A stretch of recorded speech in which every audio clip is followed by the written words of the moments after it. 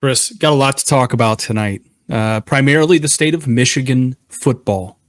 I want to start us off here by just kind of taking a look back at what's led up to this here. So, first of all, this year, right now, we know Michigan is 4-3 at this point. Lost to Texas, lost to Washington, and then much more recently lost to Illinois.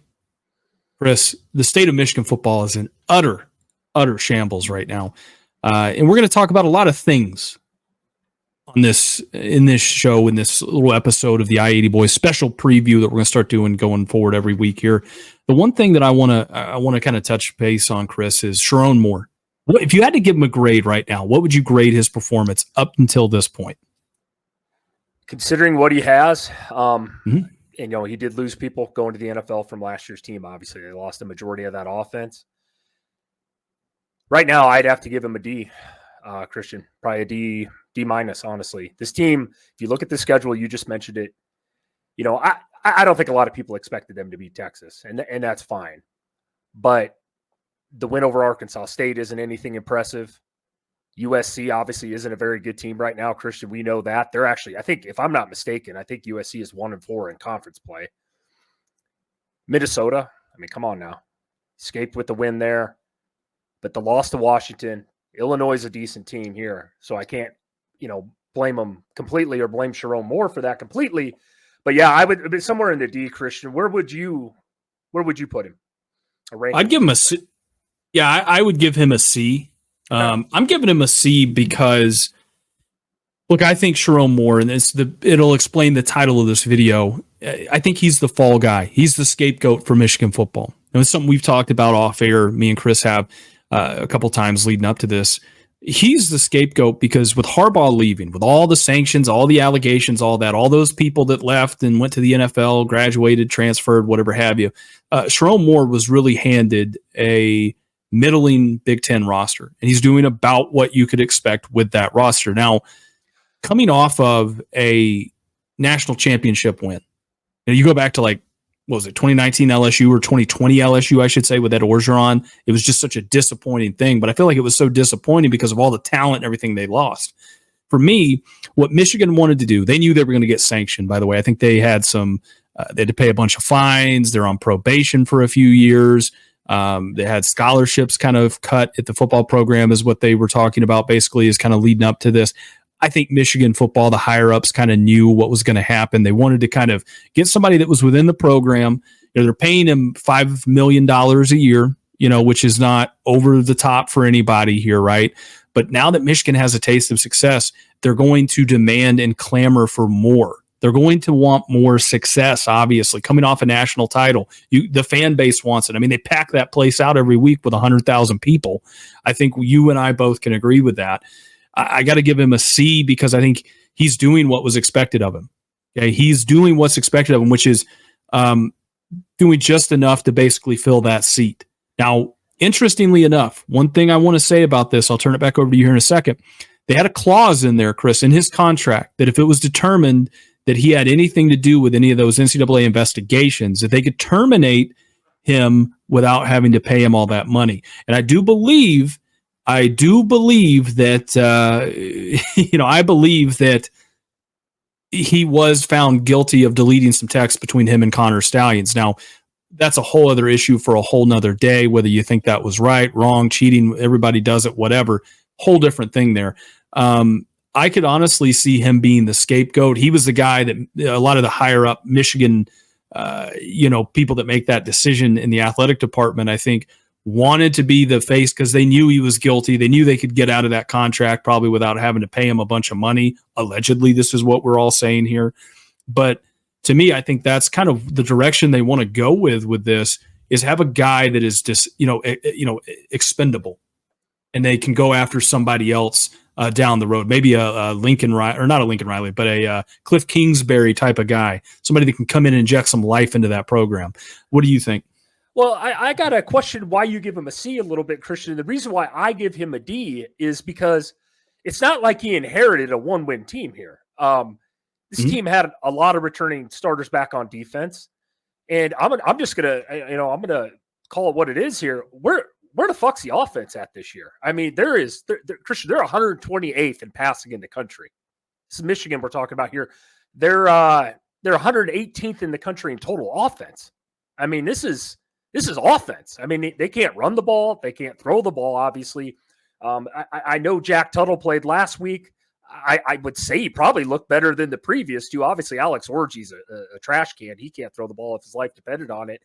And Davis Warren, I mean, that guy throws interceptions, more than our boy Baker Mayfield has the last couple of weeks in football. So I guess I don't mean to be hard on the guy, and I think Sherrone Moore is a good dude. But I mean, the Michigan man's gotta be thinking. I mean, we can't move the ball at all offensively. Chris, the reason I give him a C is, let me ask you this: coming into this season, what was your expectations? As a non-biased non-Michigan man, what was your expectations for Michigan this year? 8 wins. 8 wins. Okay.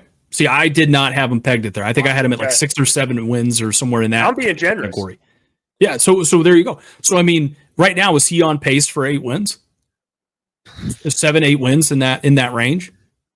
I don't even know what the rest of their schedule is, probably potentially. But I mean, my point is Vegas had him at 9. There were people saying 10-2 playoff team this year. Following betting like I do, there were a lot of people. I mean, right on the line. It was even money, basically, whether they make the playoffs or not this year. So I think the expectation was relatively high. I think he's not meeting expectations. That's why I give him the D so far this year, because he is the head coach. Like I said, I'm not trying to shit on Sherrone Moore. It's just the whole fact that you look at this schedule. I mean, Christian, do you feel good about this week against Michigan State? No, I think I can't believe it. I think it's a winnable game for him, right? I mean, it's supposedly going to be at home. It's what it says on ESPN. And then the rest of it is no cakewalk by any stretch. You've got Oregon, Indiana on the road at Indiana, who can put up points, we know, and then Northwestern, and then you finish the year off against Ohio State. How many wins do you see Michigan get 2? here? 2. So, I mean, 6 wins. I mean, that's about where I had him at coming into the season. So, to me, I guess that's why I had him as a 6 or 7 win team this year. I felt comfortable in saying that. But, yeah, man, I don't know. I mean, for me, my preseason, looking at it, I'm like, he's doing what he's supposed to be doing. I mean, he's losing to teams like he probably shouldn't be losing to, like Washington, and then, whatever you want to make the case for Illinois or not, you know what I mean? But at the end of the day, I mean, I guess he's kind of doing exactly what he's doing. He's buying himself enough time. I know the Michigan fans are probably pissed off. They're fired up about it. But to me, the guy's not really been left in a great position to be successful, either. I know they won the national championship. The defense still looks good. You touched on their quarterback play. And this is a guy that was the offensive coordinator that they need to figure out a way to get a quarterback coach in there. They have this talented, 4 or 5-star guy that's a freshman that they haven't played this year. At this point, I mean, you look at Davis Warren, 6 interceptions to 2 touchdowns. They're done with that. They're done with it. We've seen that. He's a turnover machine. He makes Jeff Sims look like, Brett Favre, I guess, at this point. I don't even know. Then you go down to Jack Tuttle, who's exactly what I said he was. He's in between, literally just from a completionary standpoint, he's in between both of these guys. He has 2 turnovers already. He's played in 2 games this year. I think he actually has more than that. He has 3 because he fumbled one against Washington in the second half there. So he's got 3 turnovers already at this point. And then down here, Alex Orji, who doesn't turn the ball over, but also can't throw the football to save his life. I mean, how many games did he play to put up 148 yards passing? No, I agree with you on that standpoint. I guess my point is man, where is, and this is what I'm getting to, and I don't know the answer to this. Maybe the Michigan man that's drooling in the comment section right now, ready to hate on us for bringing it up. But where is this stud freshman behind JJ McCarthy last year? Jim Harbaugh's guy that he recruited out of high school. Where is this guy? Harbaugh was there for an X amount of years. Where is the next or good or competent, great quarterback, I should say, for Michigan? That's what blows me away. Is like they got a slew of guys. What was it, a five-man tryout this summer, Christian? Wasn't it something like that? Well, right before the Illinois game, we had a lot of Michigan fans telling us Jack Tuttle was the guy. You know what I mean? He was just banged up all year. He wasn't the freaking guy. Okay. I mean, like you said, like Chris said, they basically had an Ole Miss hot dog eating spring game of a contest out there for their quarterback all the way up until the first game. And then, what was it? 3-4 games into the year, they realized Davis Warren ain't it. You know what I mean? Can't really not turn the football over, can't really, be their answer back there. And again, it goes back to last year. I wasn't overly sold on J.J. McCarthy. We tried to tell Michigan fans that last year. They didn't want to hear it. They won the national title. You won the national title in spite of J.J. McCarthy. The rest of that team was loaded, and it goes back to prove a better point, which is in college football, oftentimes the better roster, ends up winning. Not necessarily the best quarterback, okay? Again, Cam Ward is probably going to be the Heisman winner this year. Definitely going to finish, I would say, in the top 5 of Heisman voting. Do I think Miami's going to win the national championship this year? No, I do not. I think they're going to get skull drugged by some SEC or Big Ten school when they get into it. Right, but you know about this more than anybody. Georgia won back-to-back titles with Stetson Bennett. I mean, Stetson Bennett wasn't a world beater by any means. You know what I mean? He wasn't some 5-star recruit either, just like J.J. McCarthy. Like I said, I don't think J.J. McCarthy was trash, but I thought he was very overrated when his time at Michigan. Like you said, you could have put anybody back there, and Michigan probably would have competed for a national title last year. Now it's showing, though, when you lose all that, production in that offensive line. And I do put a lot of that on Sherrone Moore. I do. Like I said, he's been here a while. He was the offensive coordinator, and that's why I'm being hard on him. I'm hard on coaches, and that's okay. Like I said, if I piss Michigan fans off, nothing new there. Feel free to, let me know down in the comments. But Christian, I want to ask you too a little bit about this. It's something I want to touch on just a little bit with Michigan that I've noticed over the years. And I've said this and I'll say it again. I mean, Michigan looks like to me going back to the Stone Age. What I mean by that is you're looking a lot like Iowa. Okay. Great defense, absolutely no offense. That's what it looks like this year. I gave you the stats. Hard to, overturn that. But the wide receiver play, I mean, they got nothing. I mean, outside of their tight end, and I like Loveland, and I do think he's definitely going to be playing on Sundays. You can't name a wide receiver for these guys. I mean, I know some of that's the quarterback. You can blame some of it on the offensive line, but I did watch a majority of that Illinois-Michigan game, and there ain't a receiver getting open, Christian. This is bad. Yeah, like you said, it's Iowa level bad fundamentally at every stage of the offense you can imagine. The offensive line, I don't think, can really hold up in pass protection. The quarterbacks, when they do have time to pass, don't make good decisions with the football. The wide receivers aren't creating separation. The run game, it looks, abysmal. Edwards, who was supposed to be their thoroughbred of a back there. I mean, he has 391 rushing yards up until this point. You look at, Mullins, he's been their go-to guy, carried the ball 110 times. This guy was a converted linebacker. Again, it's just, this is Michigan struggling to find their identity. They're a team in crisis that's trying to find somebody to right that ship at quarterback, and they're not a quarterback away. That's the problem.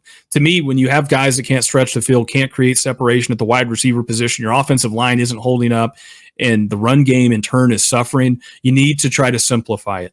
Okay, you need to try to simplify it. What I would do is I would go with the guy who doesn't turn the football over. May not be the sexiest guy at throwing the football. That's okay. I don't need Alex Orji to throw the football 25, 30 yards down the field. What I need him to be able to do is read a defense, not turn the football over, run an RPO style scheme, make things happen with his legs, force defenses to have to commit to you, and then drop those, dink and dunk passes down the field, those slants, those out routes, those little bubble screen routes, and make those things happen. I'm not seeing that out of this offense, and it's a totally fixable thing, yet it seems like they're really stuck in the Stone Ages, like you said, Chris, in this, we've got to run the football, or we got to try to throw it vertically down the field. You don't have to do any of that. You can combine both those schemes, run the RPO, and try to figure out a way to do with what you have, not what you had.